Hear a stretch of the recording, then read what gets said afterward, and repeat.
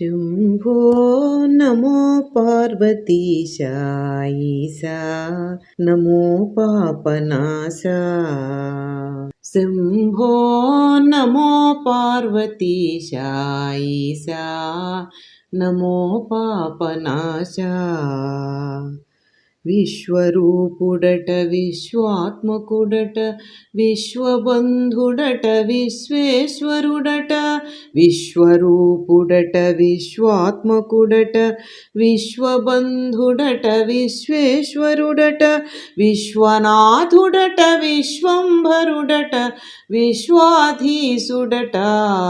శంభో నమో పార్వతీశా ఈశా నమో పాపనాశా.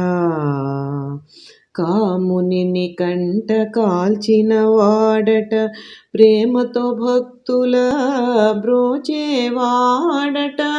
కామునిని కంట కాల్చిన వాడట ప్రేమతో భక్తుల బ్రోచేవాడట.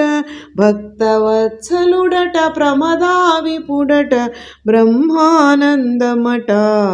శంభో నమో పార్వతీశా ఈశా నమో పాపనాశా.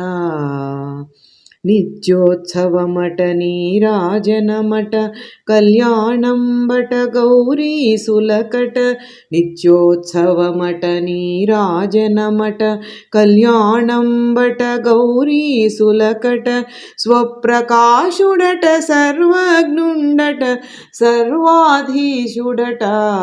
శంభో నమో పార్వతీశా ఈశా నమో పాపనాశా. జపములు తపములు దాన ధర్మములు సతతము చేసిన తృప్తి లేదట. జపములు తపములు దాన ధర్మములు సతతము చేసిన తృప్తి లేదట. భక్తితో నొసగిన బిల్వదళమునకు బ్రహ్మానందమట. శంభో నమో పార్వతీశా ఈశా నమో పాపనాశా. శంభో నమో పార్వతీశా ఈశా నమో పాపనాశా. శ్రీ గురుభ్యో నమః. శ్రీమాత్రే నమః. ఈరోజు కార్తీక శుక్ల తదియ. ఈరోజు ఉప్పు కలిపినవి తినకుండా ఉంటే మంచిది. అయితే ఉప్పు దానం మాత్రం చేయొచ్చు. ఈరోజు విశేషించి పార్వతీదేవిని ఆరాధించుకోవాలి. ఓం పార్వత్యై నమః, ఓం పరమేశ్వరాయై నమః అంటూ జపించుకుంటే శక్తి సామర్థ్యాలు పెరుగుతాయి. ఇక కార్తీక మహాపురాణంలో జనక మహారాజు గారికి వశిష్ఠ మహర్షి కార్తీక మహత్యాన్ని చెప్తున్నారు. 3వ అధ్యాయం దగ్గరికి వచ్చారు. వశిష్ఠ మహర్షి అంటున్నారు, ఓ జనకరాజేంద్ర, కార్తీక మాసంలో ఏ చిన్న దానం చేసినా సరే అది గొప్ప ఫలితాన్ని ఇస్తుంది, సకల ఐశ్వర్యాలు కలగజేస్తుంది. అలాగే కార్తీక మాసంలో నదీ స్నానం చాలా ముఖ్యము. అసలు స్నానం అన్నది తెల్లవారుజామున ఎంతో మహిమాన్వితమైనటువంటి ఫలితాన్ని ఇస్తుంది. 12 మాసాల్లో ముఖ్యమైన కార్తీక, మాఘ, వైశాఖ మాసాల్లో చెయ్యవలసినటువంటి సాధారణమైన విధుల్ని కూడా చేయకుండా అవినీతిపరులై భ్రష్టులై తిరుగుతూ ఉండే వాళ్ళకి నీచ జన్మలు కలుగుతూ ఉంటాయి. ఒక్క కార్తీక శుక్ల పౌర్ణమి రోజైనా స్నాన దాన జప తపాదులను చేయకపోవడం వల్ల అనేక చండాలాది జన్మలెత్తి చివరికి బ్రహ్మరాక్షసులుగా మారిపోతారు. దీన్ని ధ్రువపరుస్తూ నాకు తెలిసినటువంటి ఒక ఇతిహాసం ఉంది, దాన్ని నీకు వినిపిస్తాను, శ్రద్ధగా విను అని ఈ బ్రహ్మరాక్షసులకు ముక్తి కలిగేటటువంటి కథని వశిష్ఠ మహర్షి వివరిస్తున్నారు. పూర్వం భరతఖండంలో దక్షిణ ప్రాంతంలో ఒక చిన్న గ్రామం ఉండేది. ఆ గ్రామంలో తత్వనిష్ఠుడు అనేటటువంటి తపస్శాలి జ్ఞాన సంపన్నుడు అయినటువంటి బ్రాహ్మణుడు ఉండేవాడు. చాలా మంచివాడు. ఒకసారి ఆయన తీర్థయాత్రలకి వెళ్ళాలి అని మొదట గోదావరి నది దగ్గరికి వెళ్దామని కార్తీక మాసంలో సంకల్పించి గోదావరి నదికి బయలుదేరాడు. అయితే ఆ గోదావరి నది దగ్గర ఒక పెద్ద వటవృక్షం ఉంది, మర్రి చెట్టు. అది ఎంతో యోజనాల దూరం వ్యాపించి ఉంది, భయంకరంగా ఉంటుంది. ఆ మర్రి చెట్టు మీద 3 బ్రహ్మరాక్షసులు ఉన్నారు. ఆ బ్రహ్మరాక్షసులు ఆ గోదావరి నదికి వచ్చే బాటసారుల్ని తింటూ వాళ్ళని హింసిస్తూ ఉండేవారు. అలా హింసిస్తూ ఉన్నారు అని చెప్పి అటువైపుకి ఎవరూ వెళ్లకుండా ఉండేవాళ్ళు.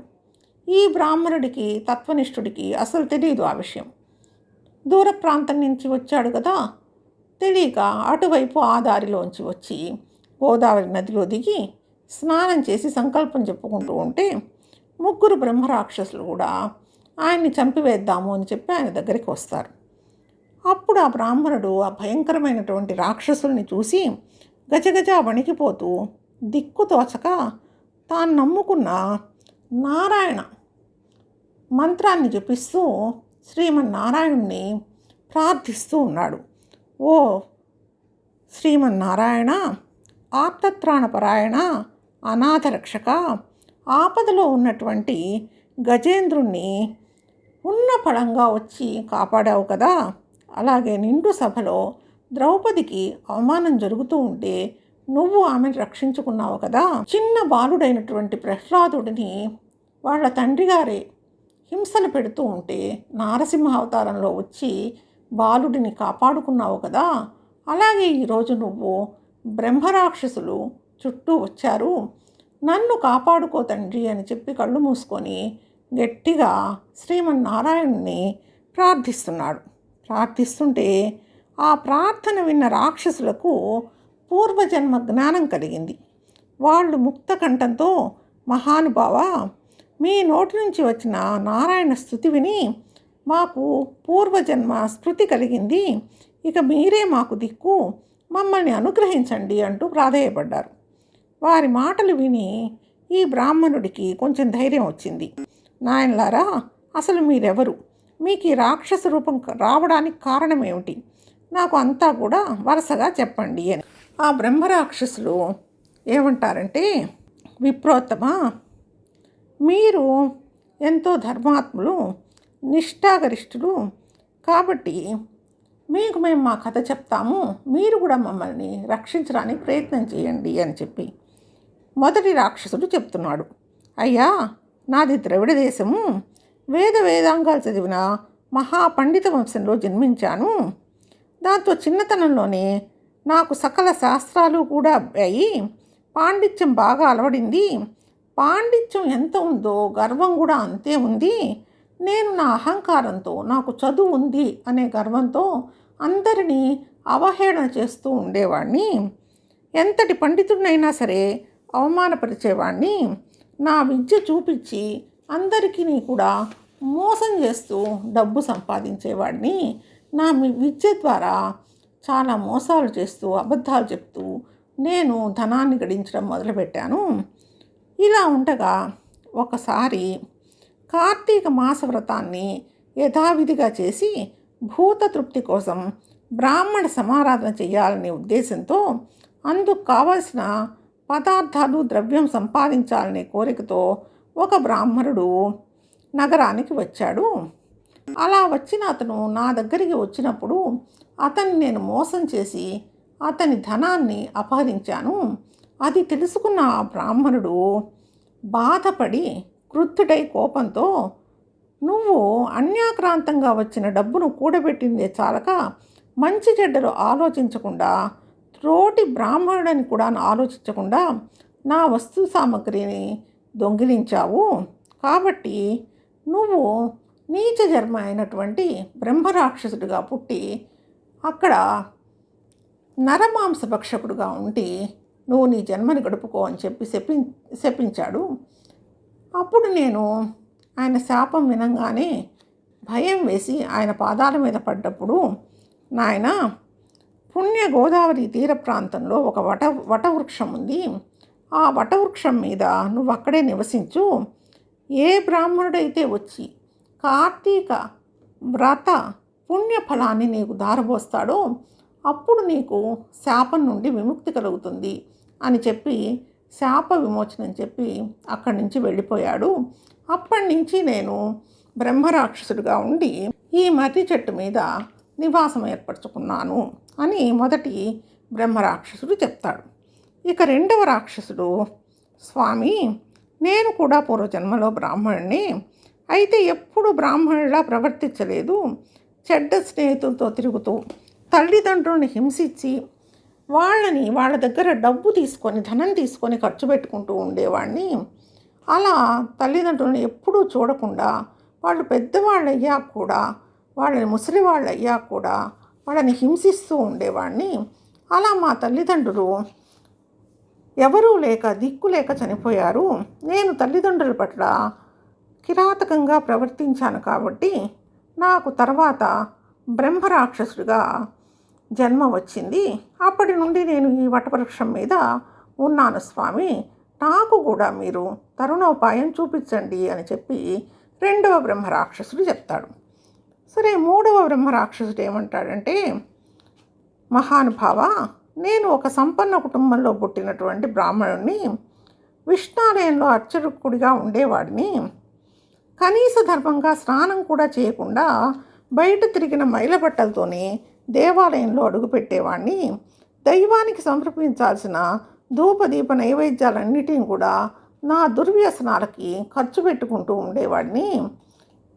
వేశ్యాలోలుణ్ణి అయ్యాను. తర్వాత భక్తులు తెచ్చిన సంభారాల్ని అన్నిటినీ కూడాను నా వేశ్యలకు ఇస్తూ ఉండేవాడిని. మధ్య మాంసాదులను నేను దేవాలయంలోనే వాటిని తింటూ తాగుతూ ఉండేవాడిని. ఇటువంటి నీచమైన పనులు చేశాను కాబట్టి తర్వాత జన్మలో నేను బ్రహ్మరాక్షసుని అయిపోయాను. నన్ను కూడా మీరు కరుణించవలసింది అని చెప్పి ఈ తత్వనిష్ఠుడిని ముగ్గురు కూడా వేడుకుంటే అప్పుడు ఈ తత్వనిష్ఠుడు ఏమంటాడంటే, రాక్షసులారా, మీరు భయపడకండి. మీరు పూర్వజన్మలో చేసిన అనేక నీచ కృత్యాల వల్ల మీకు ఈ రూపాలు కలిగాయి. మీరంతా నాతో రండి, మిమ్మల్ని ఈ రూపం నుండి విముక్తి చేస్తాను. అయినా భగవంతుడు చాలా దయాళువు. పశ్చాత్తాపంతో ఒక్కసారి పరమేశ్వరుణ్ణి నోరారా శంకరాన్ని ప్రార్థిస్తే దగ్గరకు తీసుకొని వారి బాధలన్నీ తొలగిస్తాడు. నారాయణ అంటే చాలు ఆ శ్రీమన్నారాయణుడు పరిగెత్తుకుంటూ వస్తాడు, మీకేమీ భయం లేదు అని చెప్పి వాళ్ళను ఓదార్చి తనతో పాటు నదీ జలాల్లోకి తీసుకొని స్నానం చేయించి సంకల్పం చెప్పుకొని భగవంతుణ్ణి ప్రార్థించి తను చేసినటువంటి కార్తీక వ్రత పుణ్యఫలాన్ని ధారపోస్తాడు. ధారపోయంగానే వాళ్ళు ఆశ్చర్యంగా రాక్షసుల రూపాలు పోయి దివ్యకాంతులు వెదజల్డే పురుషులుగా మారిపోతారు. అక్కడికి విమానాల్లో విష్ణు భటులు వస్తారు. వచ్చి వాళ్ళని తీసుకెళ్ళడానికి ఆ విమానాలని వాళ్ళు సిద్ధంగా ఉంచినప్పుడు ఆ ముగ్గురు బ్రాహ్మణులు కూడాను తత్వనిష్ఠుడికి కృతజ్ఞతలు చెప్పి తర్వాత వాళ్ళు వైకుంఠానికి వెళ్ళిపోతారు. ఈ కథంతా చెప్పి వశిష్ఠ మహర్షి అంటున్నాడు, ఓ రాజా, కార్తీక మాసంలో గోదావరిలో పుణ్యస్నానం చేస్తే శివకేశవులు ఆనందపడి వారికి సకల ఐశ్వర్యాలు అనుగ్రహిస్తారు. భారతదేశంలో ఉండే ఏ నది అయినా సరే పుణ్యనది, పుణ్యతీర్థమే.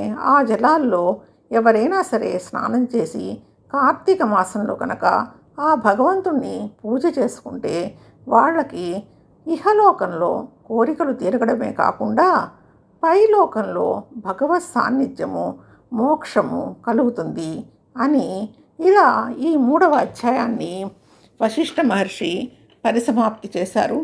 మనము రేపు 4వ అధ్యాయాన్ని ప్రారంభం చేసుకొని కథని తెలుసుకుందాము.